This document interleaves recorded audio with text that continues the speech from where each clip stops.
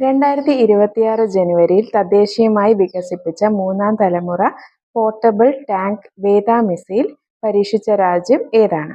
അത് ഇന്ത്യയാണ്. 9ാമത് സുഗന്ധവ്യഞ്ജന സമ്മേളനത്തിന് വേദിയാകുന്നത് എവിടെയാണ്? അത് കൊച്ചിയാണ്.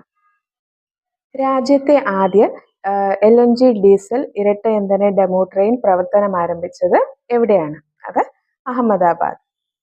മുഖ്യമന്ത്രി ഗ്രാമോത്ഥാൻ യോജന ആരംഭിച്ച സംസ്ഥാനം ഏതാണ്? അത് ഗുജറാത്ത്. 72ാമത് വോളിബോൾ കിരീടം നേടിയ സംസ്ഥാനം കേരളം.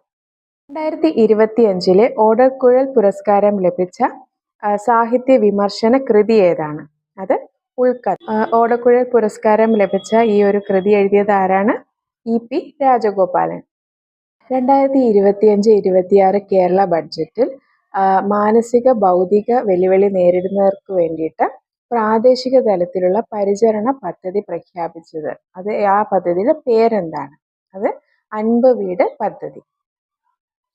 കേരളത്തിൽ ആദ്യ പേപ്പർ രഹിത ബഡ്ജറ്റ് അവതരിപ്പിച്ചത് ആരാണ്? ഏത് ധനകാര്യമന്ത്രിയാണത്? KN ബാലഗോപാൽ.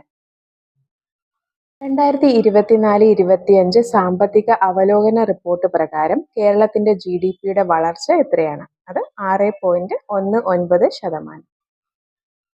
അടുത്തിടെ ഉണ്ടായ PSLV പരാജയങ്ങളെക്കുറിച്ച് അന്വേഷിക്കാൻ PSSC Vikram Sarabhai space centre തിരുവനന്തപുരത്തെ വിക്രം സാരാഭായ് സ്പേസ് സെന്റർ സന്ദർശിച്ചത് ആരാണ്?